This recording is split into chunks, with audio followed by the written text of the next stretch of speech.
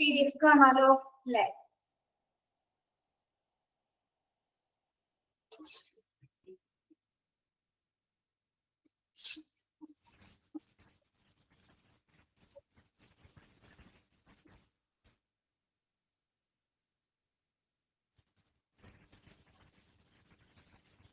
Good morning to all. Disaster മാനേജ്മെന്റിലെ incidence സ്റ്റാഫുകളുടെ functions വരെ പറഞ്ഞു അല്ലെ? ഇവിടെ വരല്ലേ പറഞ്ഞത്? ഫിനാൻസ് ഓഫീസർ വരെ പറഞ്ഞു. Next one preparation of job cards. Preparation of job cards. ഇനി ഓരോ സ്റ്റാഫുകൾക്കും വേണ്ടി നമ്മൾ അവരുടെ ജോബ് റിലേറ്റഡ് ആയിട്ടുള്ള കാര്യങ്ങൾ ഒരു ചാർട്ട്സിലാണ്, ഈ പ്രത്യേകമായ ഒരു ജോബ് കാർഡ്സിലാണ് ഉൾപ്പെടുത്തി കൊടുക്കുന്നത്. അപ്പൊ അതിൽ എന്തൊക്കെ കാര്യങ്ങളാണ് വരുന്നത് നോക്കാം. Each and every position in the organizational chart. ICS comprehensive store safely in disaster manual, cuddle code laminated. All areas related with emergency management plan. Checklist of instruction for the key individuals. Information needed for the individual. Color coded for the different categories. Chart. Where are they? Shaklam Rokumananda.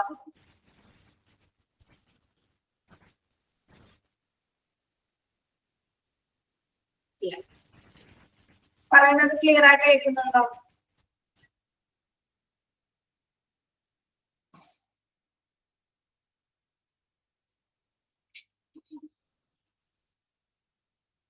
First one എന്താണ്? Each and every position in the organizational charts, ICS. എന്താണ് ഈ job കാർഡ്സിൽ പ്രധാനമായിട്ട് എന്തൊക്കെയായിരിക്കും കൊടുത്തിരിക്കുന്നത്? ഓരോ സ്റ്റാഫിന്റെ position എന്തൊക്കെയാണ് അല്ലെ, ഏതൊക്കെ ജോബാണ് അവർ ചെയ്യുന്നത് എന്നതുമായി അല്ലെങ്കിൽ ഏത് ഏരിയാസിലാണ്, ഏത് ഡിപ്പാർട്ട്മെന്റിലാണ് എന്നുള്ളത് വ്യക്തമായിട്ട് ഓരോരുത്തരുടെ പൊസിഷൻ എന്താണ് ആ ജോബ് കാർഡിൽ അല്ലെങ്കിൽ ഇൻസിഡന്റ് കമാൻഡ് സിസ്റ്റത്തിനകത്തുള്ള കാർഡ്സിൽ എന്താണ് അത് രേഖപ്പെടുത്തിയിട്ടുണ്ടായിരിക്കും. ഓക്കെ, ആരൊക്കെ ഏതൊക്കെ ജോലി പെർഫോം ചെയ്യുന്ന അവരുടെ പൊസിഷൻ എന്താണ്.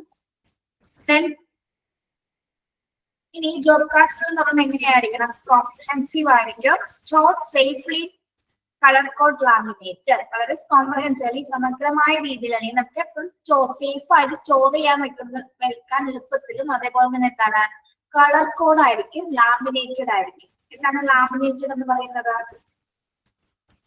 ലാമിനേറ്റഡ്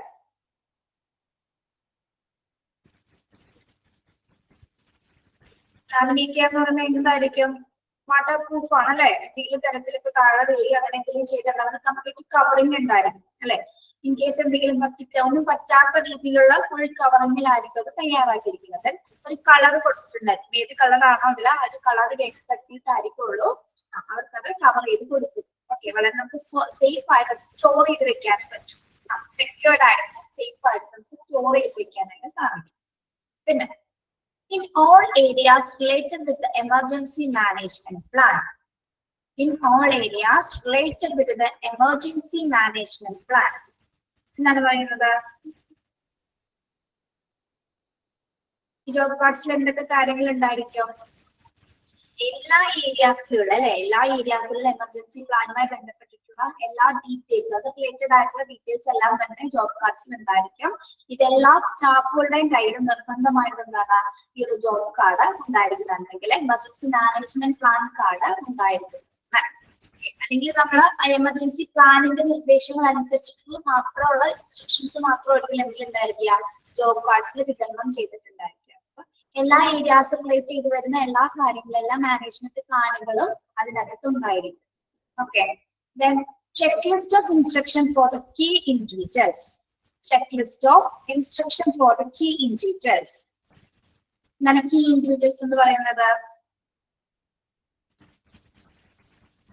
പ്രധാനപ്പെട്ട വ്യക്തികൾ ഉണ്ടാവും അല്ലെ? പ്രധാനപ്പെട്ട ഇപ്പൊ സ്റ്റാഫുകളുടെ കൂട്ടത്തിൽ തന്നെ എന്താണ് ഹയസ്റ്റ് പൊസിഷൻ കൈകാര്യം ചെയ്യുന്ന ആൾക്കാരുണ്ട്. അപ്പൊ അവർക്ക് വേണ്ടത് പ്രധാന വ്യക്തികൾ, കീ ഇൻഡിവിജ്വൽസ് എന്നുള്ള ഉദ്ദേശിക്കുന്ന ആരാണ്? പ്രധാനപ്പെട്ട വ്യക്തികൾക്കെല്ലാം തന്നെ എന്താണ് ഇതെന്തായിരിക്കും? ഇൻസ്ട്രക്ഷൻസ് അടങ്ങിയ ഒരു ചെക്ക് ലിസ്റ്റ് ഉണ്ടായിരിക്കും. ഇൻസ്ട്രക്ഷൻസ് അടങ്ങിയ ചെക്ക് ലിസ്റ്റ് ഉണ്ടായിരിക്കും. Information need for the individual. Information needed for the individual. എന്താണ് പറയുന്നത്? Information needed for the individual. ഓരോ വ്യക്തിക്കും അല്ലെങ്കിൽ ഓരോ സ്റ്റാഫിനും ആവശ്യമായിട്ടുള്ള വിവരങ്ങൾ എന്തിലുണ്ടായിരിക്കും? ജോബ് കാർഡ്സിൽ ഉണ്ടായിരിക്കും. Information needed for the individual, അതായത് ഓരോ വ്യക്തിക്കും ആവശ്യമായിട്ടുള്ള വിവരങ്ങൾ അവിടെ രേഖപ്പെടുത്തിയിട്ടുണ്ടായിരിക്കും. Then color coded for different categories of staff. Color coded for different categories of staff. എന്താണ് പറയുന്നത്? നമ്മൾ പറഞ്ഞു പല ഡിപ്പാർട്ട്മെന്റ്സിന്റെ പല ഏരിയ ആണ്. അപ്പൊ ഓരോ കാറ്റഗറി അനുസരിച്ച് സ്റ്റാഫുകൾക്ക് എന്തായിരിക്കും? ഒരേ കളർ കോഡ് ആയിരിക്കും കൊടുക്കുന്നത്. നമ്മള് ഒരേ കളർ കോഡ് ആയിരിക്കോ? അല്ല, ഡിഫറെന്റ് ആയിട്ടുള്ള കളർ കോഡ്സ് കൊടുത്തിട്ടാണ് ഓരോ സ്റ്റാഫുകൾ നമ്മൾ ആ ജോബ് കാർഡ്സ് കൊടുക്കുന്നത്. Okay, yes. അപ്പോ പ്രിപ്പറേഷൻ ഓഫ് ജോബ് കാർഡ്സിൽ വരുന്ന എന്തൊക്കെയാണ്? ഇതിൽ ഓരോരുത്തരുടെ പൊസിഷൻ ഉണ്ടായിരിക്കും. ഓർഗനൈസേഷൻ ചാർട്ടിനകത്ത് അവരുടെ പൊസിഷൻ ഉണ്ടായിരിക്കും. ഇത് വളരെ സേഫ് ആയിട്ട് കോംപ്രിഹെൻസീവ് ആയിട്ടും അല്ലെങ്കിൽ കളർ കോഡ് ഉപയോഗിച്ചുകൊണ്ട് ലാമിനേറ്റ് ചെയ്ത രീതിയിലായിരുന്നു തയ്യാറാക്കിയിരിക്കുക. പിന്നെ എന്താണ്? എല്ലാ എമർജൻസി പ്ലാൻ, എല്ലാ ഏരിയാസുമായി ബന്ധപ്പെട്ട എമർജൻസി പ്ലാൻസ് അതിലുണ്ടായിരിക്കും. പിന്നെന്താണ്? കീ ഇൻഡിവിജ്വൽസിന് വേണ്ടിയിട്ട് ചെക്ക് ലിസ്റ്റ് ഇൻസ്ട്രക്ഷൻസ് ഉണ്ടായിരിക്കും. ഓരോ വ്യക്തികൾക്കും ആവശ്യമായിട്ട് ഇൻസ്ട്രക്ഷൻസ് എന്തിലുണ്ടാവും? ജോബ് കാർഡ്സിൽ ഉണ്ടായിരിക്കും. അതേപോലെ തന്നെ ഡിഫറെന്റ് കാറ്റഗറി ഓഫ് സ്റ്റാഫുകൾക്ക് ഡിഫറെന്റ് കളേഴ്സ് ഓഫ് കോഡുകളായിരിക്കും ഉണ്ടായിരിക്കും. കളർ കോഡുകളായിരിക്കും കൊടുക്കും. ഓക്കെ, മനസ്സിലായോ അത്?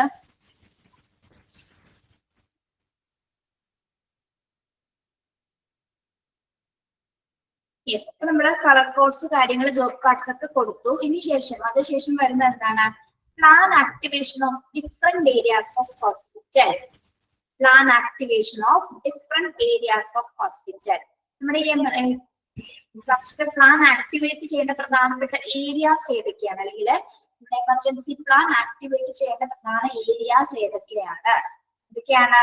ഒന്ന് കമാൻഡ് സെന്റർ, അല്ലെ? Command centre, then communication office, paging, hotline area, telephone exchanging, security office or police picket, reception and triage area, decontamination area, minor treatment areas, acute care areas.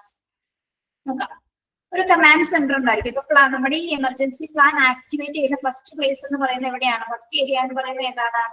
Command centre area. നമ്മുടെ incident command centre area ആണ് first plan activate ചെയ്യുന്ന areas എന്ന് പറയുന്നത്, place എന്ന് പറയുന്നത്. പിന്നെ എന്താണ്? Communication office, അതായത് നമ്മളിപ്പോ തയ്യാറാക്കിയിട്ട് പ്ലാൻസ് ഒക്കെ കൊടുക്കുന്ന ഏരിയാസ് ആണ് പ്രധാനമായിട്ട്. കമ്മ്യൂണിക്കേഷൻ ഓഫീസ് ഉണ്ടായിരിക്കും. കൃത്യമായിട്ടുള്ള ആശയവിനിമയങ്ങൾ നടത്തുന്നതിന് വേണ്ടിയിട്ട് പേജിംഗ് ഉണ്ടായിരുന്നു. Paging hotline. എന്താണ് പേജിംഗ് എന്ന് പറയുന്നത്? പേജിംഗ് അറിയാമോ? പേജിംഗ് എന്താണ്?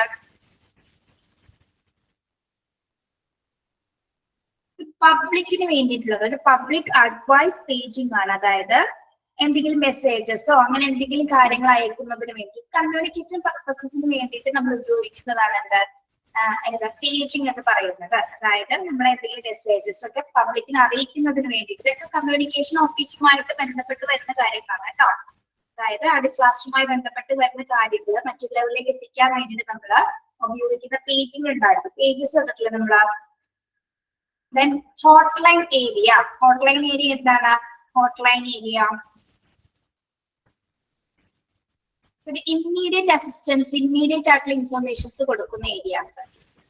ഓക്കെ, ഇപ്പൊ നമ്മളൊരു സിറ്റുവേഷൻ നടന്നുകൊണ്ടിരിക്കുന്ന സമയത്ത് ഇമ്മീഡിയറ്റ് ആയിട്ടുള്ള എന്തെങ്കിലും കാര്യങ്ങൾ അല്ലെങ്കിൽ എമർജൻസീസ് വരുന്ന സമയത്ത് ആ പെട്ടെന്നുള്ള ഇൻഫർമേഷൻസ് ഒക്കെ ഇമ്മീഡിയറ്റ് ആയിട്ട് കൊടുക്കുന്ന ഏരിയ ആണ് എന്താ?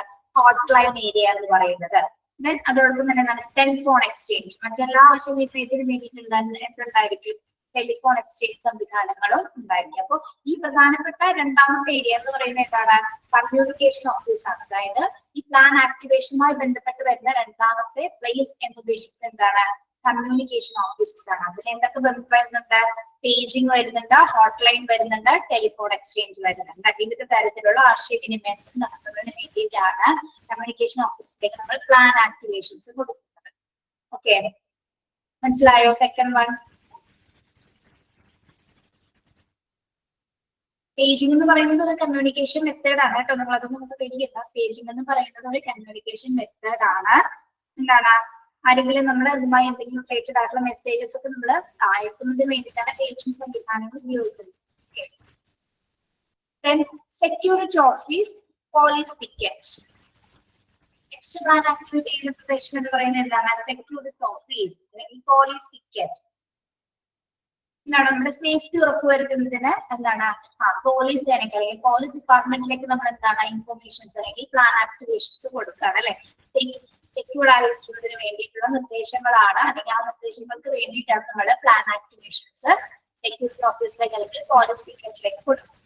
Okay, then reception and triage area. റിസപ്ഷനിലും അതേപോലെ തന്നെ ട്രയേജ് ഏരിയയിലും എന്ത് ആക്ടിവേറ്റ് ചെയ്യുന്നുണ്ട്? പ്ലാൻ ആക്ടിവേഷൻ ചെയ്യുന്നുണ്ട്. Reception and triage area. Triage area എന്താണെന്ന് അറിയാലോ? Okay, yes. പേഷ്യൻസിന് സോർട്ട് ഔട്ട് ചെയ്യുന്ന ഏരിയാസിലും എന്ത് കൊടുക്കേണ്ടതുണ്ട്? പ്ലാൻ ആക്ടിവേഷൻ കൊടുക്കണം. Decontamination area is needed. Decontamination area എന്താണ്? ഡീകണ്ടാമിനേഷൻ ഏരിയ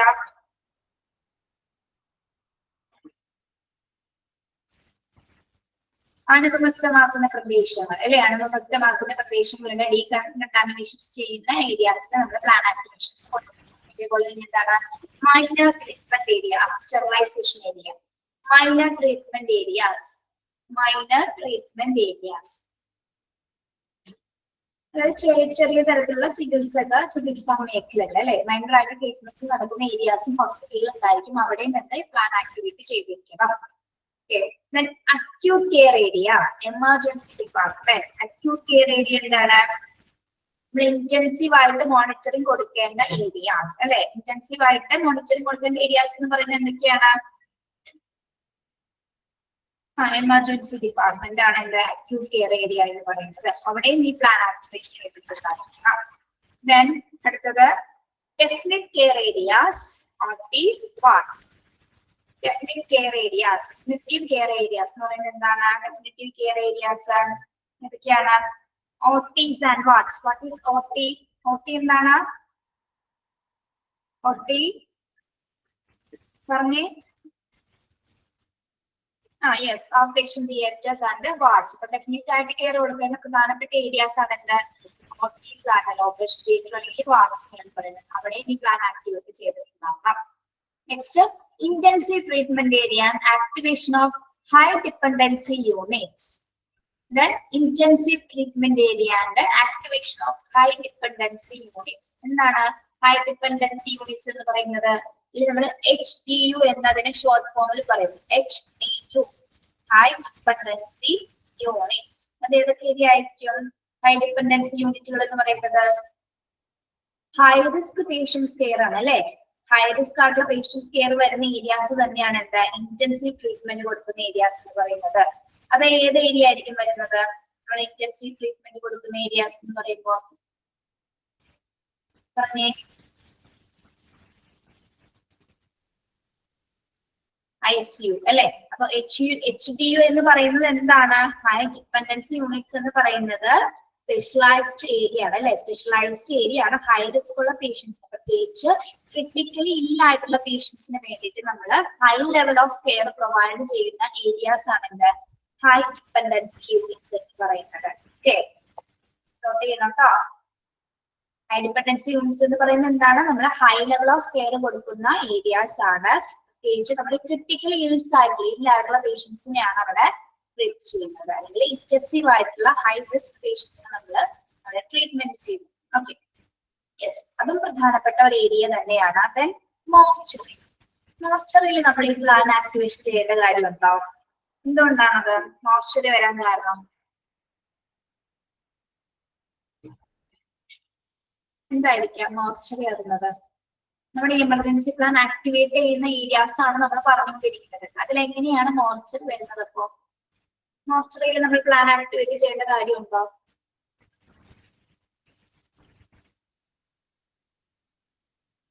യെസ്, വേണം അല്ലെ. എന്തുകൊണ്ടാണ്?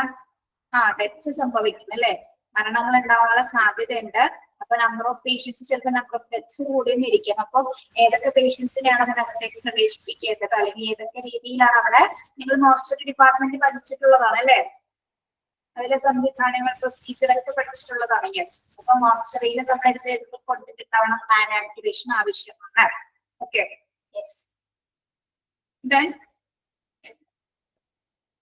പേഷ്യൻസിന്റെ റിലേറ്റീവ്സിന് അവരുടെ ഡെഡ് ബോഡീസ് വിട്ട് കൊടുക്കുന്നത് വരെ എന്താണ് മോസ്റ്ററിയിൽ അത് സേഫ് ആയിട്ട് വയ്ക്കേണ്ടത് ഹോസ്പിറ്റലിന്റെ ഉത്തരവാദിത്തമാണ് അല്ലെ.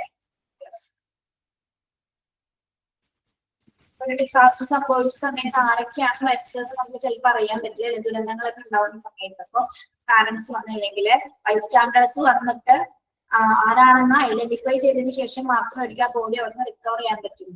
Okay, yes. Then holding area for relatives non injured. അടുത്ത ഏരിയ ഏതാണ്? Holding area for relatives or not injured. Holding area ആർക്ക് വേണ്ടിയിട്ടാണ്? പ്ലാൻ ആക്ടിവേഷൻ ചെയ്യേണ്ട നെക്സ്റ്റ് പ്ലേസ് എന്ന് പറയുന്നത് നോൺ ഇൻജേർഡ് ആയിട്ടുള്ള പേഷ്യൻസ് ഉണ്ടാകുന്ന അല്ലെങ്കിൽ പേഷ്യൻസും റിലേറ്റീവ്സ് ഒക്കെ അവിടെ നിൽക്കുന്നവരെ കുറച്ച് പേര് നിൽക്കാനുള്ള പ്ലേസ് ഉണ്ടായിരിക്കും. അത്തരം ഹോൾഡിംഗ് ഏരിയാസിൽ നമ്മൾ പ്ലാൻ ആക്ടിവേഷൻ ചെയ്തിട്ടുണ്ടാകും. ഇനി നമ്പർ ഓഫ് പേഷ്യൻസ് കൂടി വരുന്ന സമയത്ത് നമുക്ക് ചിലപ്പോൾ എന്താണ് നോൺ ഇൻജേർഡ് ആയിരിക്കുന്ന പേഷ്യൻസ് അവിടെ ഉണ്ടെങ്കിൽ അവിടെ മാറ്റി എന്താണ് മറ്റു പേഷ്യൻസിന് അതിന്റെ അകത്തേക്ക് ബെഡ്സ് ഒക്കെ ഇട്ടിട്ട് ചിലപ്പോൾ അതിനകത്തേക്ക് കയറ്റുന്ന സിറ്റുവേഷൻസും വരാം. അപ്പൊ ആ ഒരു സമയത്ത് പെട്ടെന്ന് പറയാൻ നമുക്ക് പറ്റില്ല. അപ്പൊ അതുകൊണ്ട് തന്നെ എന്താണ് ആ ഏരിയയിൽ നമ്മൾ നേരത്തെ കുട്ടി എന്ത് കൊടുക്കുന്നുണ്ട്? പ്ലാൻ ആക്ടിവേഷൻസ് കൊടുക്കുന്നുണ്ട്. ഓക്കെ, നെക്സ്റ്റ് ഏരിയ എന്ന് പറയുന്നത് എന്താണ്? Area for holding media briefings. Area for holding media briefings എന്താണ്?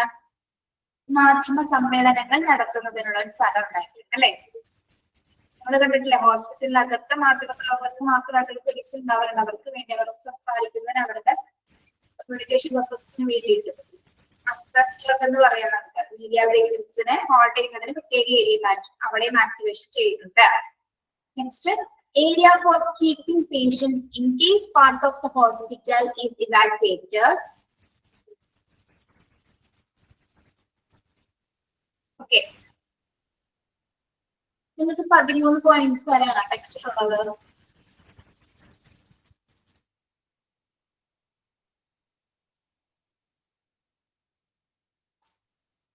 ആണോ? അത് കഴിഞ്ഞിട്ട് എങ്ങനെയാ കിടക്കുന്നത്?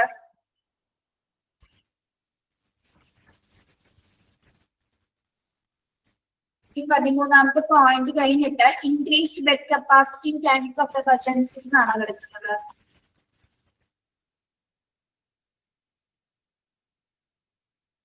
എന്തെങ്കിലും ആരെങ്കിലും ടെക്സ്റ്റിൽ വ്യത്യാസം ഉണ്ടോ?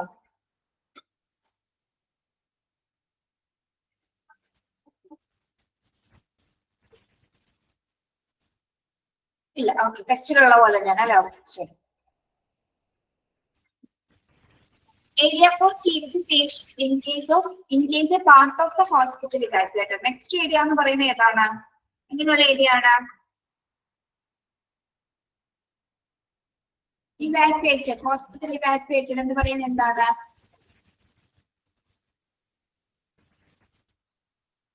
ഇനി ഹോസ്പിറ്റലിൽ ഏതെങ്കിലും ഭാഗം ഒഴിപ്പിക്കേണ്ടി വന്നു കഴിഞ്ഞാൽ നമുക്ക് എന്താണ് ആ പേഷ്യൻസിനെ മറ്റൊരു ഭാഗത്തേക്ക് മാറ്റുവേണ്ട ഒരു സിറ്റുവേഷൻ ഉണ്ടാവും അല്ലെ. ഇപ്പൊ പേഷ്യൻസിന് ഏതെങ്കിലും ഒരു ഭാഗത്തേക്ക് നമ്മൾ ഇവാക്യുവേറ്റ് ചെയ്യുന്ന സിറ്റുവേഷൻസ് വരാം.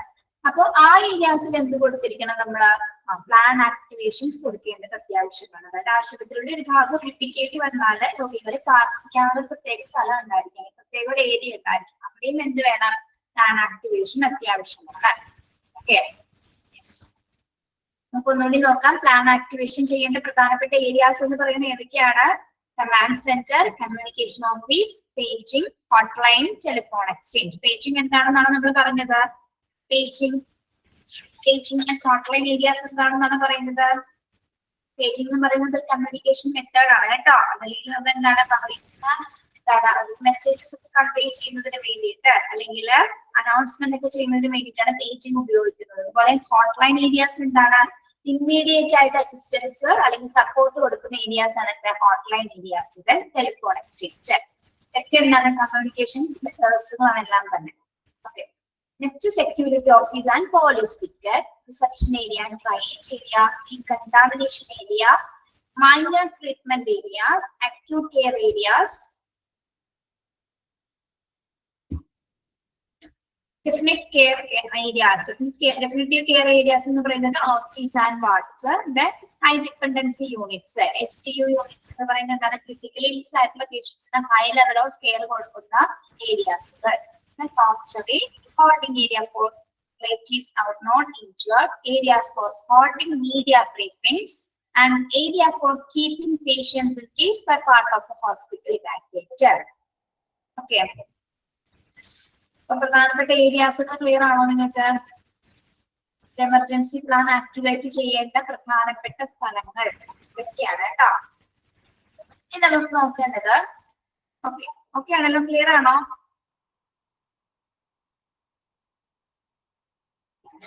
Increased bed capacity in times of emergency. നമ്മുടെ എമർജൻസി സിറ്റുവേഷൻസിൽ ഏറ്റവും കൂടുതൽ കാണുന്നതാണ് അവിടെ ബെഡിന്റെ അവൈലബിലിറ്റി കുറയാ എന്നുള്ളത്. അല്ലെങ്കിൽ എന്താണ്, എന്തുകൊണ്ടാണ് ബെഡ് അവൈലബിലിറ്റി കുറയാൻ കാരണം? ഒരുപാട് പേഷ്യൻസ് വരുന്നുണ്ട് അല്ലെ, ഓവർഫ്ലോ ഉള്ളത് കൊണ്ട് നമുക്ക് എല്ലാവർക്കും ബെഡ് കിട്ടണമെന്ന് പറയാൻ പറ്റുന്നു അല്ലെ. യെസ്, അല്ലെങ്കിൽ ഹോസ്പിറ്റലിന്റെ ഫെസിലിറ്റീസ് അനുസരിച്ചിട്ട് അതിനുള്ള കുറവുകൾ ഉണ്ടാവാനുള്ള സാധ്യതയുണ്ട്. അപ്പൊ increase bed capacity in times of emergency. നമുക്ക് emergency situations bed capacity increase ചെയ്യാനായിട്ട് എന്തൊക്കെ കാര്യങ്ങൾ ചെയ്യാം നോക്കാം. Discharge elective cases, discharge stable recovering patients, stop admitting non emergency patient, changing waiting on patients' care areas into makeshift wards, planning of public information and license, planning for security of hospital in emergency situation. First ഇപ്പൊ നമ്മളെ bed capacity emergency ടൈമിൽ കൂട്ടാനായിട്ട് ചെയ്യേണ്ട കുറച്ച് കാര്യങ്ങളാണ്. First one എന്താണ്? Discharge elective cases. എന്താണ് elective cases എന്ന് പറയുന്നത്? ഇലക്ടീവ് കേസസ്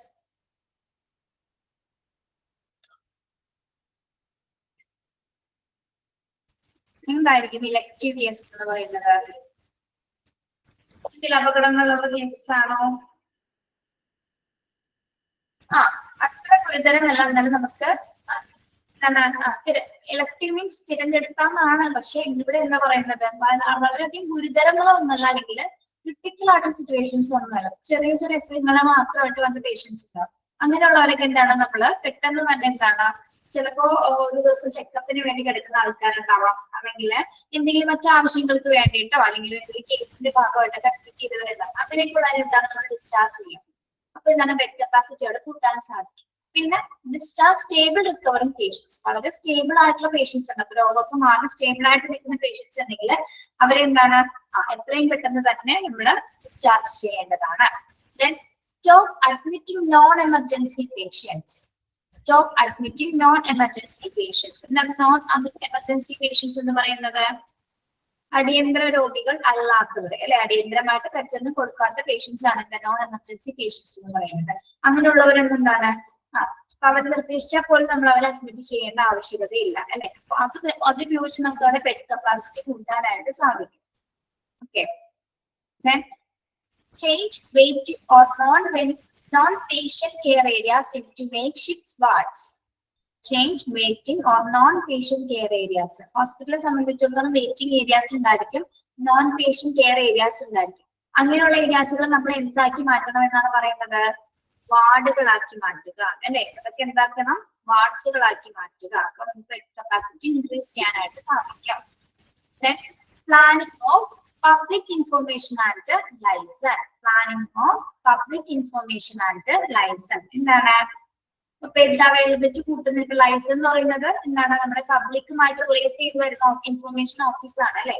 അപ്പൊ അവിടെ തന്നെ ഒരു അനൗൺസ്മെന്റ് കൊടുക്കണം, അല്ലെങ്കിൽ അവർ പ്ലാൻ ചെയ്യും എവിടെയൊക്കെ പെട്ടെന്ന് ഏരിയാസിൽ ബെഡ് കപ്പാസിറ്റി കൂട്ടുന്ന ഏരിയാസ് ഏതൊക്കെയാണ്, അല്ലെങ്കിൽ അവര് കമ്മ്യൂണിക്കേഷൻ വഴി അറിയിക്കും ഇത്ര പേഷ്യൻസ് വരാനുണ്ട്, എത്രയും പെട്ടെന്ന് ആ ഏരിയ റെഡിയാക്കണം എന്നൊരു ഇൻഫർമേഷൻസ് കൊടുക്കാനായിട്ട് ആർക്ക് സാധിക്കും?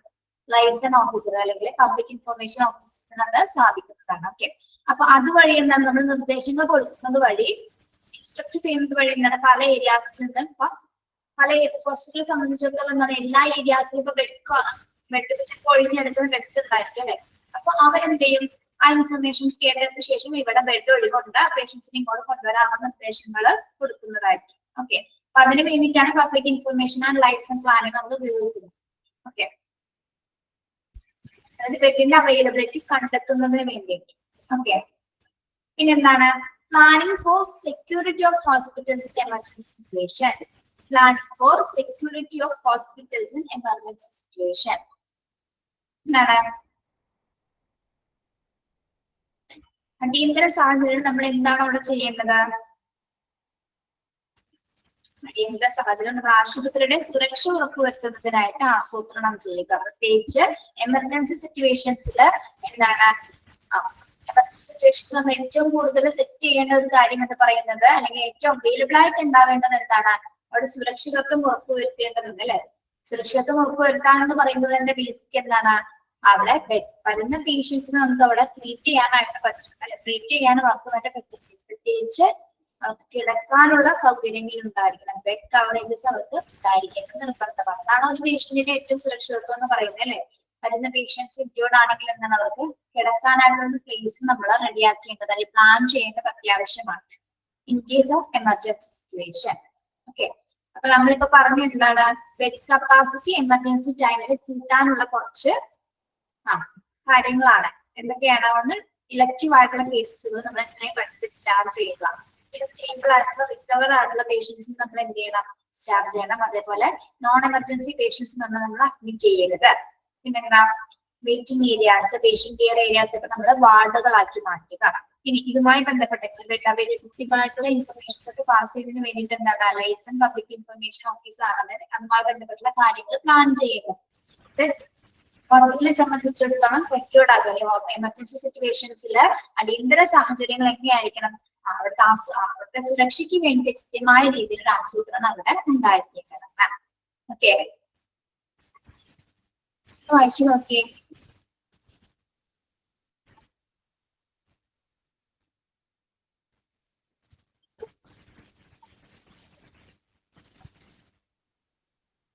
വായിച്ചു നോക്കട്ടോ.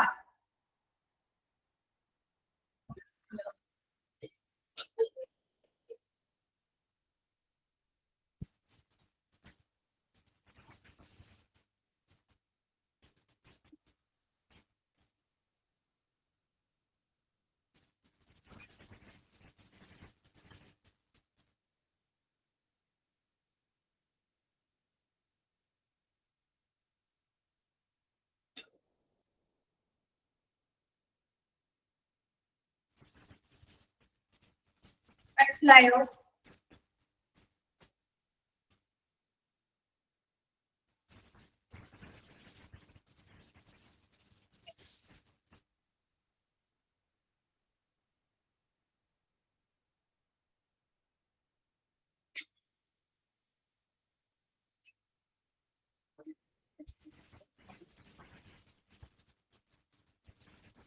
അടുത്തത് ലോജിസ്റ്റിക് പ്ലാനിങ്. കേട്ടിട്ടുണ്ടോ ലോജിസ്റ്റിക് പ്ലാനിങ് എന്താണ്?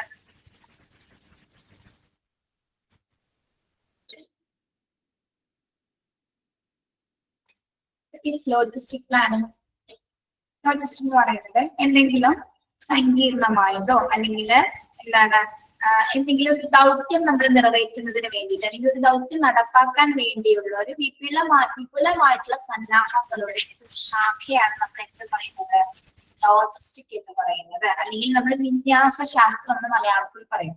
എന്താണ് ലോജിസ്റ്റിക് പ്ലാനിങ് എന്ന് പറയുന്നത്?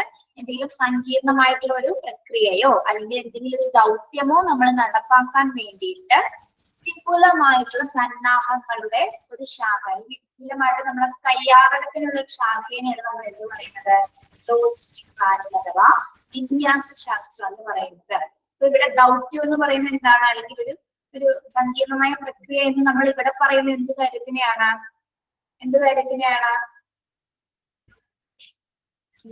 വളരെ ഡിസാസ്റ്ററിനാണ് അല്ലെ. ഡിസാസ്റ്റർ പ്ലാനിംഗ് എന്ന് പറയുന്നത് ഏറ്റവും കോംപ്രഹെൻസീവ് സങ്കീർണമായിട്ടുള്ള ഒരു ദൗത്യം തന്നെയാണ്. അപ്പൊ അത് വ്യക്തമായ രീതിയിൽ നമ്മൾ എന്താണ് മാനേജ് ചെയ്തതിൽ എന്താണ് വിപുലമായിട്ടുള്ള സന്നാഹങ്ങളുടെ ആവശ്യം എന്താണെങ്കിൽ പേഴ്സൺസ് മാത്രമല്ല, മെറ്റീരിയൽസ് മാത്രമല്ല, സപ്ലൈസ് മാത്രമല്ല, എല്ലാവരും ഒരുമിച്ച് പ്രവർത്തിച്ചാൽ മാത്രമേ നമുക്കത് നല്ല രീതിയിൽ മാനേജ് ചെയ്യാനായിട്ട് സാധിക്കും. ലോജിസ്റ്റിക് പ്ലാനിംഗ് എന്ന് പറയുമ്പോൾ എന്തൊക്കെ കാര്യങ്ങൾ അതിൽ വരുന്നുണ്ട്? ഫസ്റ്റ് പ്ലാനിംഗ് എന്ന് പറയുന്നത് planning four communication, transportation, store planning, personal planning, financial planning. Okay, നോക്കാം. പ്ലാനിംഗ് ഫോർ കമ്മ്യൂണിക്കേഷൻ എന്താണ്? Planning four communication within and outside the hospital, within and outside the hospital എന്താണ് പറയുന്നത്?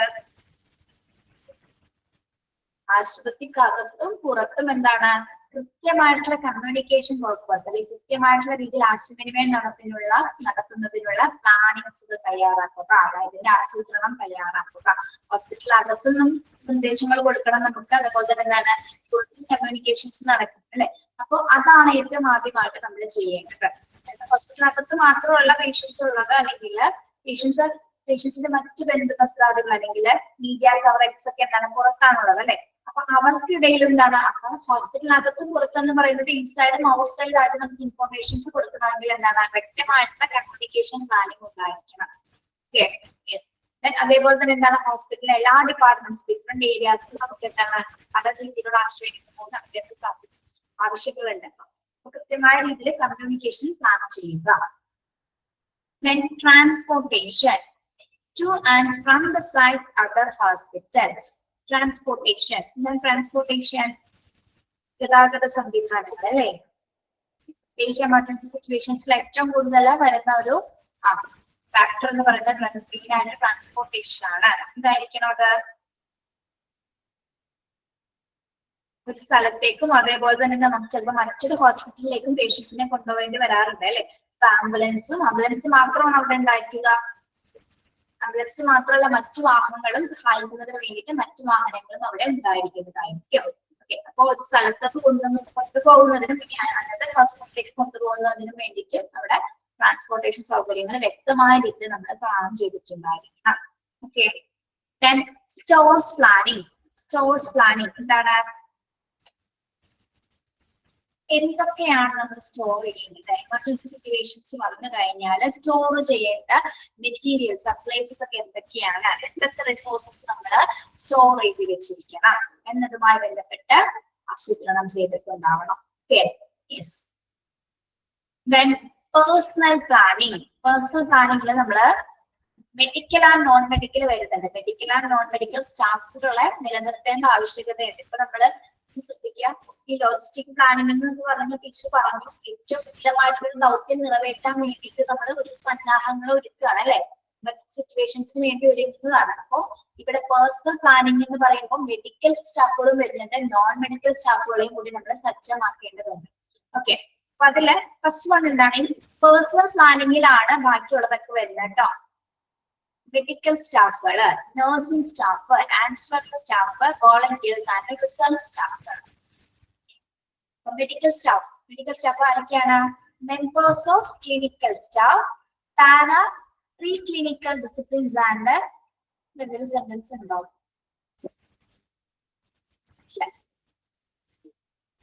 Pre-clinical disciplines and standby staff should be ready for service in the control room or command center. Medical staff എന്ന് പറയുമ്പോൾ ആരൊക്കെയാണ് ഇത് വരുന്നത്? ഏതൊക്കെ members ആണ്?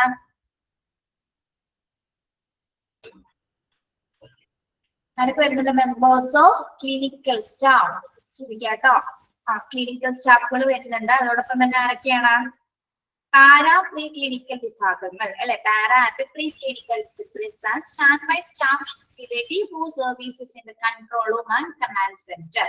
അപ്പൊ മെഡിക്കൽ സ്റ്റാഫുകൾ എന്ന് പറയുമ്പോൾ എന്താണ്? ക്ലിനിക്കൽ സ്റ്റാഫുകളും വരുന്നുണ്ട്, അതോടൊപ്പം തന്നെ പാരാ പ്രീ ക്ലിനിക്കൽ സ്റ്റാഫുകളും ഇതിൽ വരുന്നുണ്ട്. അപ്പൊ ഇവരെന്താണ്? ഗുരുതരമായിട്ടുള്ള മേഖലകളില് എപ്പോ വേണമെങ്കിലും എന്താണ് കൺട്രോൾ റൂമിലും അതേപോലെ തന്നെ കമാൻഡ് സെന്ററുകളിലും എല്ലാ സേവനങ്ങൾക്കും ഇവരെ തയ്യാറായിരിക്കണം. ആരൊക്കെയാണ്? ക്ലിനിക്കൽ സ്റ്റാഫുകളും para pre clinical disciplines work ചെയ്യുന്ന സ്റ്റാഫുകളും എന്താണ് ഒരു കൺട്രോൾ റൂമിലും അതോടൊപ്പം തന്നെ കമാൻഡ് സെന്ററുകളിലും എല്ലാ സേവനങ്ങൾക്കും, അതായത് അവരുടെ അവൈലബിലിറ്റി അവിടെ എപ്പോഴും ഉണ്ടായിരിക്കണം. Okay, yes. പ്രത്യേകിച്ച് എമർജൻസി സിറ്റുവേഷൻസിൽ അവർ സർവീസസിന് വേണ്ടിയിട്ട് റെഡി ആയിട്ട് അവിടെ ബില്ലിംഗ് ആയിട്ട് അത്തരം സ്റ്റാഫുകൾ അവിടെ ഉണ്ടായിരിക്കേണ്ടതാണ്. ഇതാണ് മെഡിക്കൽ സ്റ്റാഫ് എന്ന് പറയുന്നത്. Next nursing staff. Nursing superintendent should be liable to prepare a list of nursing staff who may stand ready at a short notice and to be able to mobilize additional nursing staff from non-critical areas. Nursing staff.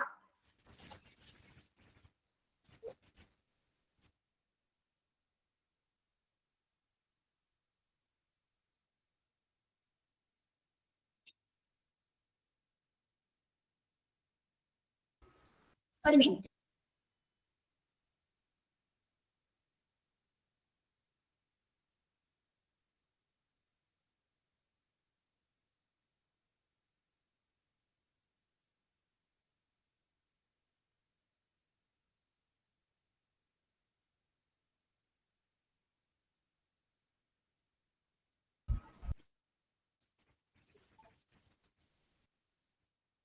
Okay. Nursing staff. Thus, the superintendent should be liable to prepare a list of nursing staff who may stand ready at a short notice and be able to mobilize additional nursing staff from non-critical area. അപ്പോൾ nursing സ്റ്റാഫിന്റെ ഒക്കെ complete details ആരുടെ കയ്യിലായിരിക്കും ഉണ്ടായിരിക്കുക? ആരുടെ നേതൃത്വത്തിലാണ് ഇവരെയൊക്കെ prepare ആകുന്നത്? ആരുടെ നേതൃത്വത്തിനനുസരിച്ചിട്ടാണ്? Nursing superintendent ആണ് അല്ലെ? നഴ്സിംഗ് സൂപ്രണ്ടിന്റെ നിർദ്ദേശങ്ങൾ അനുസരിച്ചിട്ടാണ് നഴ്സിംഗ് സ്റ്റാഫുകളെ നമ്മൾ പ്രത്യേകിച്ച് എമർജൻസി സിറ്റുവേഷൻസിൽ എന്താണ് നോൺ ക്രിട്ടിക്കൽ ഏരിയാസിലേക്ക്, അതായത് ക്രിട്ടിക്കൽ എന്താണ് പ്രധാനപ്പെട്ട ഏരിയാസിലേക്ക് ഇദ്ദേഹത്തിന്റെ നിർദ്ദേശങ്ങൾ, നഴ്സിംഗ് സൂപ്രണ്ടിന്റെ നിർദ്ദേശങ്ങൾ അനുസരിച്ചിട്ടാണ് നമ്മൾ മറ്റ് സ്റ്റാഫുകൾ അഡീഷണൽ നഴ്സിംഗ് സ്റ്റാഫുകൾ ഒരു ലിസ്റ്റ് ഉണ്ടായിരിക്കും അല്ലെ? ഏതൊക്കെ സ്റ്റാഫുകൾ ഏതൊക്കെ ഏരിയയിലാണ് വർക്ക് ചെയ്തതെന്ന് പറഞ്ഞ ലിസ്റ്റ് ഉണ്ടായിരിക്കും. ആ ലിസ്റ്റ് അനുസരിച്ചതിന് ശേഷം എനിക്ക് നോൺ ക്രിട്ടിക്കൽ ഏരിയാസിലെങ്ങാണ് നമ്മുടെ സ്റ്റാഫുകൾ അഡീഷണൽ ആയിട്ട് ആവശ്യമായിട്ട് വരുന്ന സമയത്ത് എന്താണ് ആ ലിസ്റ്റ് പ്രകാരം ഓരോ സ്റ്റാഫുകളല്ലേ, ഓരോ നഴ്സിംഗ് സ്റ്റാഫുകളെ അങ്ങോട്ടേക്ക് മാറ്റുന്നത് ആരുടെ ഡ്യൂട്ടിയാണ്? നഴ്സിംഗ് സൂപ്രണ്ടിന്റെ ഡ്യൂട്ടിയാണ്. അപ്പൊ അവരാണ് ഈ നഴ്സുമാർക്കുള്ള എല്ലാ ഡ്യൂട്ടീസും എന്താ പ്രിപ്പയർ ചെയ്ത് കൊടുക്കുന്നത്. ഓക്കെ, അപ്പൊ എവിടേക്കാണ് സ്റ്റാഫുകൾ അധിക സ്റ്റാഫുകൾ ആവശ്യമായിട്ട് വരുന്നത് എവിടെയാണ് അവിടേക്ക് അവര് സ്റ്റാഫുകളെ നിലനിർത്തുന്നത് ആരാണ്? നഴ്സിംഗ് സൂപ്രണ്ടന്റ് ആണ്. ഓക്കെ,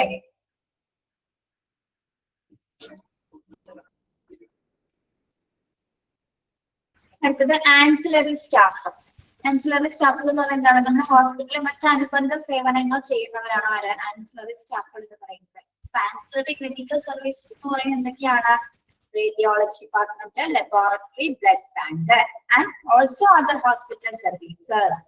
അപ്പോൾ ആൻസിലറി നമ്മുടെ ഹോസ്പിറ്റലുമായി ബന്ധപ്പെട്ട് വരുന്ന അനുബന്ധ ഡിപ്പാർട്ട്മെന്റ്, അനുബന്ധ മേഖലകൾ എന്ന് പറയുന്നത് ഏതൊക്കെയാണ്? Radiology, laboratory, blood bank, other hospital services കൂടി അതിൽ ഉൾപ്പെടുന്നുണ്ട്. ഏതൊക്കെയാണ്? House keeping, sanitation, stores, pharmacy, kitchen etcetera should be available. അപ്പൊ ഒരു എമർജൻസി സിറ്റുവേഷൻസിൽ നമ്മൾ പ്രിപ്പയർഡ് ആയിരിക്കണം. പ്ലാൻ ചെയ്തിരിക്കേണ്ട മറ്റ് ഏരിയ എന്ന് പറയുന്നത് ഏതൊക്കെയാണ്? കൃത്യമായി പ്ലാനിങ് ചെയ്യേണ്ട ഒരു മറ്റ് ഏരിയ എന്ന് പറയുന്നത് ഏതാണ്? ആൻസിലറി സ്റ്റാഫുകളാണ്. അതായത് ഇപ്പൊ എമർജൻസി സിറ്റുവേഷൻസ് വരുന്ന പേഷ്യൻസുകൾ എങ്ങനെയായിരിക്കും പറയാൻ പറ്റില്ല. ഇപ്പൊ റേഡിയോളജി ആവശ്യം ഒടിവോ തെരുവോ വരുന്ന പേഷ്യൻസ് ഉണ്ടാവാം, അല്ലെങ്കിൽ പെട്ടെന്ന് ലാബ് ചെയ്യേണ്ടവർ വരാം, തൊട്ടടുത്ത് ഇതെല്ലാം അത്യാവശ്യമായിട്ട് വരുന്ന സിറ്റുവേഷൻസ് ഉണ്ടാവാം. അപ്പൊ എമർജൻസി സിറ്റുവേഷൻസിൽ എന്താണ് ഈ എല്ലാ അനുബന്ധ ഡിപ്പാർട്ട്മെന്റുകളും പ്രിപ്പയർഡ് ആയിട്ടുണ്ടായിരിക്കണം. ഓക്കെ, ഇവര് മാത്രമല്ല മറ്റ് ഹോസ്പിറ്റൽ സർവീസുകൾ, സാനിറ്റേഷൻ, സ്റ്റോർ, ഫാർമസി തുടങ്ങി കിച്ചൺ വരെ എന്താണ് വെൽ പ്ലാൻഡ് ആയിരിക്കണം. ഓക്കെ, ഇതൊക്കെ എന്താണ് എപ്പോഴും തന്നെ അവൈലബിലിറ്റി ഉണ്ടായിരിക്കുന്നതാണ്. ഇതാണ് ആൻസിലറി സ്റ്റാഫുകൾ എന്ന് പറയുന്നത്. ഓക്കെ, മനസ്സിലായോ?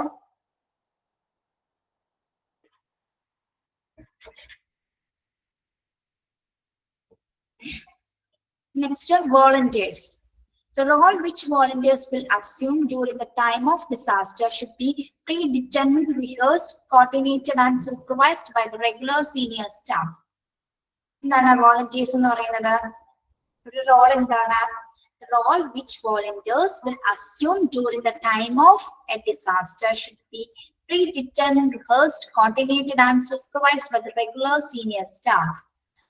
വോളണ്ടിയേഴ്സ് എന്ന് പറയുന്നത് നമ്മുടെ എമർജൻസി ഡിപ്പാർട്ട്മെന്റിനല്ല, എമർജൻസി സിറ്റുവേഷൻസ് മേൽനോട്ടം വഹിക്കുന്നവരാണ്.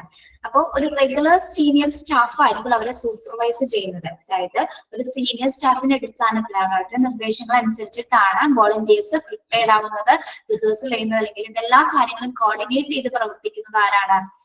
അവരൊക്കെ പ്രവർത്തിപ്പിക്കാനുള്ള ഒരു പരിശീലനം കൊടുക്കുന്നത് അല്ലെങ്കിൽ സൂപ്പർവൈസ് ചെയ്യുന്നത് ഒരു റെഗുലർ സീനിയർ സ്റ്റാഫ് ആയിരിക്കുള്ളൂ. വോളണ്ടിയേഴ്സ്മാർക്കുള്ള പ്രത്യേക പരിശീലനങ്ങൾ കൊടുക്കുന്നത്. അപ്പൊ ഇവർ വരെ എന്താണ് ഇത്ര ആൾക്കാർ വോളണ്ടിയേഴ്സ് വരെ നമ്മൾ ആ ഒരു സമയത്ത് അവിടെ അവൈലബിൾ ആയിരിക്കണം. എമർജൻസി സിറ്റുവേഷൻ ഡിസാസ്റ്റർ നടക്കുന്ന സമയത്ത് പ്രത്യേകിച്ച് എന്താണ് സന്നദ്ധ പ്രവർത്തകരാണിതെല്ലാം അല്ലെ. വോളണ്ടിയേഴ്സ് എന്ന് പറയുന്നത് എന്താണ്? പ്രത്യേകിച്ച് ഒരു എമർജൻസി സിറ്റുവേഷൻസിനെ ഹാൻഡിൽ ചെയ്യാനായിട്ട് നമ്മൾ ഡോക്ടേഴ്സും സ്റ്റാഫുകളും അല്ലാതെ തന്നെ എന്താണ് വോളണ്ടിയർമാർക്കും കൂടി ആവശ്യം വരുന്നുണ്ട്. Okay, yes. അപ്പൊ അത് ഒരു സീനിയർ സ്റ്റാഫ്, റെഗുലർ ആയിട്ടുള്ള സീനിയർ സ്റ്റാഫിന്റെ മേൽനോട്ട പ്രകാരമായിരിക്കും അവരവിടെ വർക്ക് ചെയ്യുന്നത്. Okay, yes. അപ്പൊ അദ്ദേഹത്തിന്റെ മുൻകൂട്ടി നിശ്ചയിച്ചിട്ടുള്ള നിയന്ത്രണങ്ങൾക്ക് അനുസരിച്ച്, ഇൻസ്ട്രക്ഷൻസ് അനുസരിച്ചിട്ടാണ് വോളണ്ടിയേഴ്സ് അവിടെ പ്രവർത്തിക്കുന്നത്. നെക്സ്റ്റ്, റിസർവ് സ്റ്റാഫുകൾ. റിസർവ് സ്റ്റാഫുകൾ ക്ലാസ്സിലില്ല എല്ലാവരും? Okay. Reserve staff. The hospital must be identified, physician, nurses, and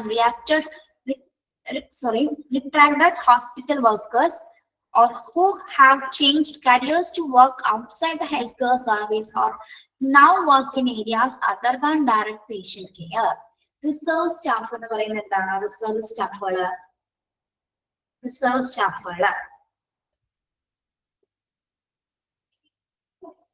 നമുക്ക് കുറച്ച് പേരെ കൃത്യമായിട്ട് ഐഡന്റിഫൈ ചെയ്യാനായിട്ട് സാധിക്കും. ഫിസിഷ്യൻസ് അല്ലെങ്കിൽ ഡോക്ടേഴ്സ്, മറ്റ് വർക്കേഴ്സ് വരെ ഹോസ്പിറ്റലിൽ വർക്ക് ചെയ്യുന്നുണ്ടാവും. അപ്പൊ മറ്റ് വർക്കേഴ്സ് എന്ന് പറയുന്ന ആരൊക്കെയാണ്? മറ്റ് വർക്കേഴ്സ് അല്ലെങ്കിൽ റിസർവ് സ്റ്റാഫ് കാറ്റഗറിയിൽ വരുന്ന ആൾക്കാർ ആരൊക്കെയായിരിക്കും? ഈ ഡോക്ടേഴ്സ്, നഴ്സുമാരെ കൂടാതെ തന്നെ ആരൊക്കെ വരാം? ഹെൽത്ത് കെയർ അഡ്മിനിസ്ട്രേറ്റർ വരാം. ഹെൽത്ത് കെയർ അഡ്മിനിസ്ട്രേറ്റീവ് വർക്ക് ചെയ്യുന്ന ആരെങ്കിലും വരാം അല്ലെ. അതേപോലെ തന്നെ എന്താണ്, ഹെൽത്ത് കെയർ മാനേജ്മെന്റിൽ വർക്ക് ചെയ്യുന്ന ആൾക്കാർ, അങ്ങനെയുള്ള സ്റ്റാഫുകൾ ഈ ഒരു സിറ്റുവേഷൻ, അതായത് നമ്മുടെ ഡോക്ടേഴ്സിനെ സ്റ്റാഫുകളെ കൂടാതെ തന്നെ എന്താണ് അധികം ആൾക്കാർ അവിടെ വേണ്ടി വരും. റിസർവ് ചെയ്യേണ്ട ഒരു ആവശ്യകത വരുന്നുണ്ട് അല്ലെ, എല്ലാവരും ഹാൻഡിൽ ചെയ്യുന്നതിന് വേണ്ടിയിട്ട്. അപ്പൊ മെഡിക്കൽ വിഭാഗങ്ങളിൽ വർക്ക് ചെയ്തിരിക്കുന്നു, ഇപ്പൊ റിട്ടയർഡ് ആയിട്ടുള്ളവരായിരിക്കോട്ടെ അല്ലെങ്കിൽ ആ ഫീൽഡിൽ ഇപ്പൊ ഹോസ്പിറ്റലിനകത്തല്ലാതെ പുറത്ത് മെഡിക്കൽ മേഖലയിൽ വർക്ക് ചെയ്യുന്നവരാണ് റിസർവ് സ്റ്റാഫുകൾ എന്ന് പറയുന്നത്. ഒന്ന് ഹെൽത്ത് കെയർ അഡ്മിനിസ്ട്രേഷൻ സ്റ്റാഫുകൾ, ഹെൽത്ത് മാനേജ്മെന്റ് സ്റ്റാഫുകൾ വരാം, പബ്ലിക് ഹെൽത്ത് റിലേറ്റഡ് ആയിട്ട് വർക്ക് ചെയ്യുന്ന ആൾക്കാരുണ്ടാവും അല്ലെ, പബ്ലിക് ഹെൽത്ത് വർക്ക് ചെയ്യുന്ന സ്റ്റാഫുകൾ ഉണ്ടാവാം. പിന്നെ എന്താണ്, ഹെൽത്ത് എഡ്യൂക്കേഷൻ കൊടുക്കുന്ന സ്റ്റാഫുകൾ,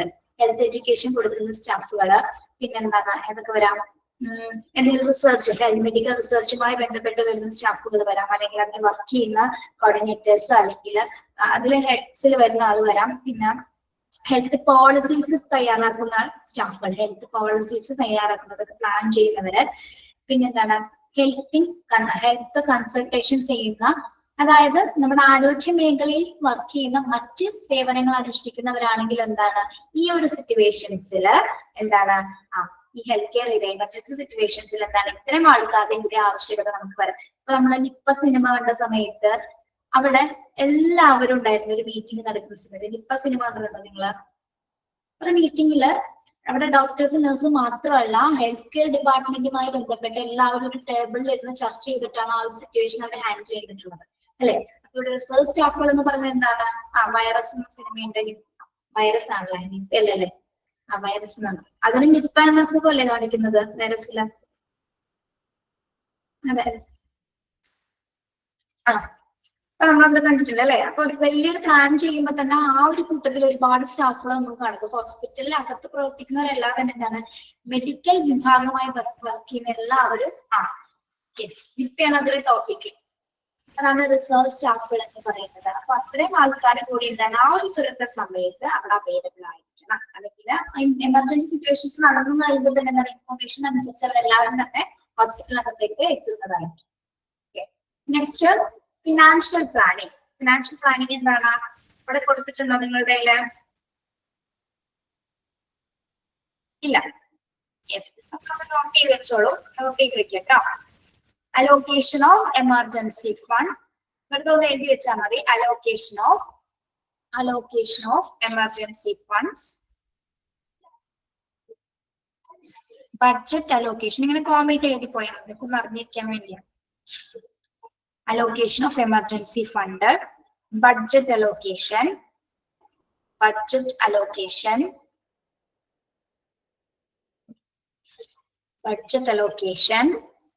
then insurance coverage,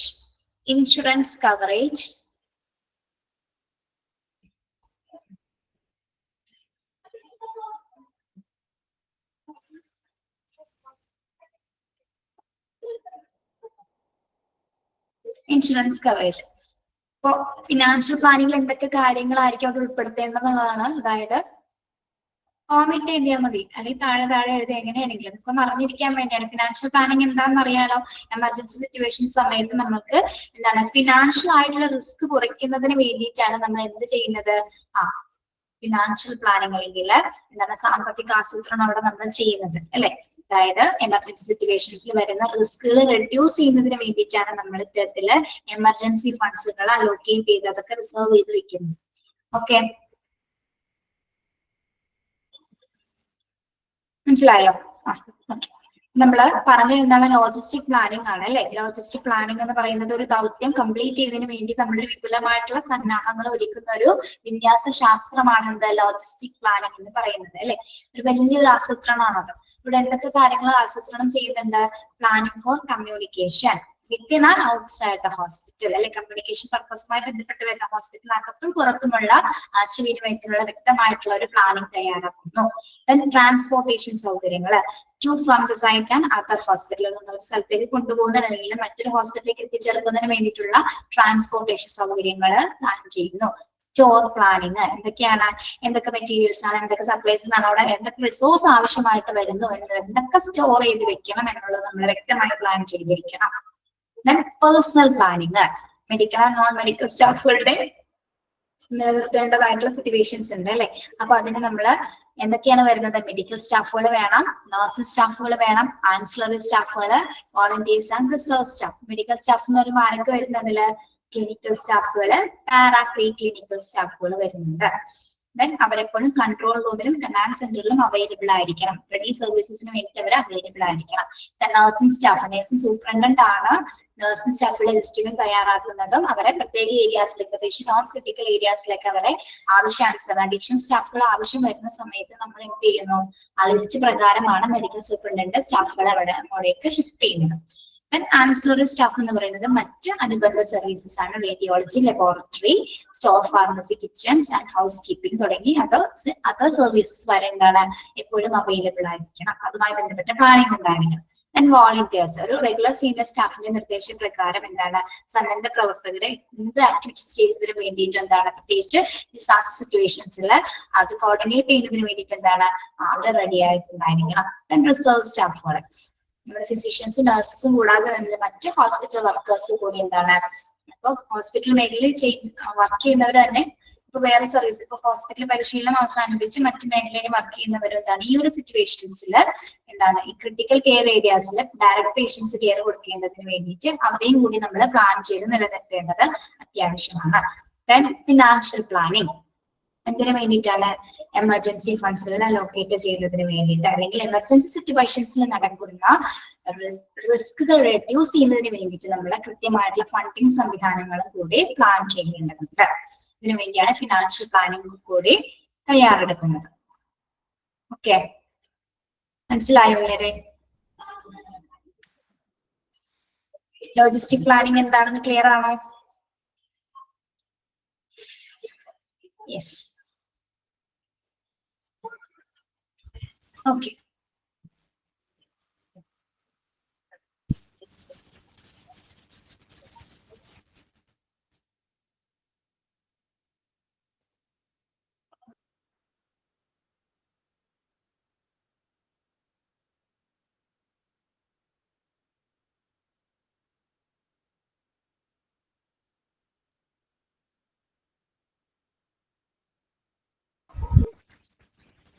ഇപ്പൊ നമ്മളിപ്പോ ഏത് ഫേസ് ആണ് പഠിച്ചുകൊണ്ടിരിക്കുന്നത്? ഡിസാസ്റ്റർ മാനേജ്മെന്റിൽ ഏത് ഫേസ് ആണ് പഠിക്കുന്നത്? ഫസ്റ്റ് ഫേസ് ആണ് അല്ലെ. പ്രീ ഡിസാസ്റ്റർ ഫേസിലുള്ള കാര്യങ്ങളാണ് നമ്മൾ പഠിച്ചത്. പ്രീ ഡിസാസ്റ്റർ ഫേസിലെ വ്യക്തമായിട്ടുള്ള പ്ലാനിങ്ങുകള് സ്റ്റാഫുകൾക്ക് നമ്മൾ മോണിറ്ററിങ്സ് കൊടുക്കുന്നു. ഏതൊക്കെ രീതിയിലാണ് പ്രിപ്പയർ ആവേണ്ടത്, ഏതൊക്കെ പ്രധാന ഏരിയാസിലാണ് പ്രിപ്പയർ ആവേണ്ടത്, പിന്നെ പ്രീ ഡിസാസ്റ്റർ പ്ലാനിങ് എന്താണ് പ്രീ ഡിസാസ്റ്റർ കമ്മിറ്റി അല്ലെങ്കിൽ ഡിസാസ്റ്റർ മാനേജ്മെന്റ് കമ്മിറ്റി, ആരൊക്കെയാണ് അതിൽ മെമ്പേഴ്സ് വരുന്നത്, എന്താണ് ഇൻസിഡന്റ് കമാൻഡ് സിസ്റ്റം, എന്താണ് HICS hospital incident command system, ആരൊക്കെയാണ് ഇൻസിഡന്റ് കമാൻഡ് സിസ്റ്റത്തിൽ വർക്ക് ചെയ്യുന്നവര്, ഫങ്ഷൻസ് എന്തൊക്കെയാണ്, ആരൊക്കെയാണ് public relations, safety, liaison officer, operation chief തുടങ്ങി ഫിനാൻസ് ഓഫീസർ വരെ. പ്രീ ഡിസാസ്റ്റർ ഫേസിന് മുമ്പായിട്ട് നമ്മുടെ ജോബ് കാർഡ്സുകൾ പ്രിപ്പയർ ചെയ്തിരിക്കണം അല്ലെ. ജോബ് കാർഡ്സ് എന്ന് പറഞ്ഞാൽ ഏറ്റവും സേഫ് ആയിട്ട് കോംപ്രഹെൻസീവ് ആയിട്ട് യൂസ് ചെയ്യുന്ന കാർഡ്സുകളാണ്. അതിന് ഓരോന്നിനും പല കളർ കോഡ്സ് ഉണ്ടായിരിക്കും. ഓരോ ഇന്റലിജൻസിന് ആവശ്യമായിട്ടുള്ള നിർദ്ദേശങ്ങൾ അതിലുണ്ടായിരിക്കും. ഓരോ ഡിഫറെന്റ് കാറ്റഗറി സ്റ്റാഫുകൾക്കും ഡിഫറെന്റ് കളർ കോഡായിരിക്കും ഉണ്ടായിരിക്കും. പിന്നെ എന്താണ് നമ്മൾ പഠിച്ചത്? ഡിഫറെന്റ് ഏരിയാസ് പഠിച്ചു അല്ലെ. പ്ലാൻ ആക്ടിവേഷൻ ഏരിയാസ് ആണ്. ഏതൊക്കെയാണ്? Command centre, minor treatment area, emergency department തുടങ്ങി എന്താണ് മോർച്ചറി അല്ലെ തുടങ്ങി മറ്റു ഡിപ്പാർട്ട്മെന്റ്സിൽ വരുന്ന പ്രധാനപ്പെട്ട ഏരിയാസ് നമ്മൾ പറഞ്ഞു. പിന്നെ ബെഡ് അവൈലബിലിറ്റി കൂട്ടേണ്ട കാര്യങ്ങൾ അല്ലെ, എങ്ങനെയാണ് bed availability, bed capacity emergency ടൈമിൽ നമ്മൾ കൂട്ടേണ്ടത്, എഫക്റ്റീവ് ആയിട്ടുള്ള കേസുകൾ ഡിസ്ചാർജ് ചെയ്യുക, സ്റ്റേബിൾ ആയിട്ടുള്ള പേഷ്യൻസ് ഡിസ്ചാർജ് ചെയ്ത് തുടങ്ങി ഒട്ടനവധി കാര്യങ്ങൾ. Then last logistic planning. Logistic പ്ലാനിങ്ങില് കമ്മ്യൂണിക്കേഷൻ പർപ്പസ് തുടങ്ങി ഫിനാൻഷ്യൽ പ്ലാനിങ്സ് തുടങ്ങി വലിയ കാര്യങ്ങളാണ് അവിടെ ആസൂത്രണം ചെയ്യപ്പെടുന്നത്. അതോടുകൂടി എന്താണ് പ്രീ ഡിസാസ്റ്റർ ഫേസ് അവിടെ കഴിഞ്ഞു. അതായത് ഡിസാസ്റ്റർക്ക് തൊട്ട് മുമ്പ് നമ്മൾ പ്ലാൻ ചെയ്യേണ്ട കാര്യങ്ങളാണ് പ്രീ ഡിസാസ്റ്റർ ഫേസിൽ നമ്മൾ ചെയ്തത്. ഓക്കെ, അത് കംപ്ലീറ്റഡ് ആണ് കേട്ടോ. പ്രീ ഡിസാസ്റ്റർ ഫേസ് കംപ്ലീറ്റഡ് ആണ്. അപ്പൊ നിങ്ങൾ പഠിക്കുമ്പോൾ അങ്ങനെ തന്നെ പഠിക്കണം കേട്ടോ. ഓരോ ഫേസ് റിലേറ്റ് ചെയ്ത് പഠിക്കണം. ഇപ്പൊ ടീച്ചർ പറഞ്ഞ മനസ്സിലായോ? നെക്സ്റ്റ് നമ്മൾ തുടങ്ങാൻ പോകുന്നതാണ് എന്ത്, ഡിസാസ്റ്റർ ഫേസ്. ദുരന്തം നടക്കുന്ന സമയം നമ്മളിപ്പോ പ്രിപ്പയർഡ് ആയിരിക്കണം. ഇപ്പൊ നമുക്ക് അങ്ങനെ തന്നെ പോവാം. നമ്മളിപ്പോ ഒരു ഡിസാസ്റ്റർ ചെയ്യാൻ വേണ്ടി പോവാ, ഡിസാസ്റ്ററിലേക്ക് കിടക്കാൻ പോകണം. അതിന് നമ്മളെല്ലാം പ്രിപ്പറേഷൻ കഴിഞ്ഞ് നമ്മൾ ഇരിക്കുകയാണ് അല്ലെ. ഓക്കെ, അടുത്ത ഫേസ് ആണ് ഡിസാസ്റ്റർ ഫേസ് എന്ന് പറയുന്നത്. അടുത്ത ക്ലാസ്സിൽ എടുക്കാം കേട്ടോ.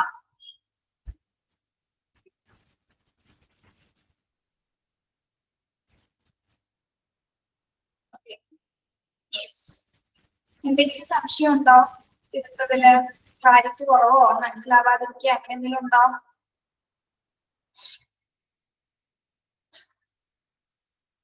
Okay, yes.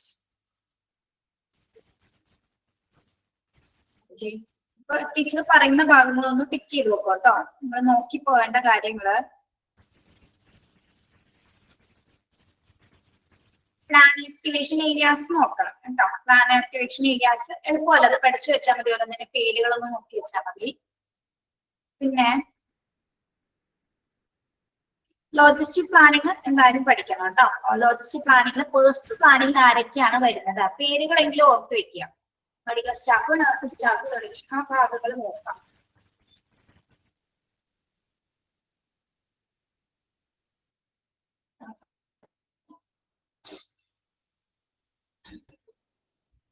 Okay, yes. Okay, thank you.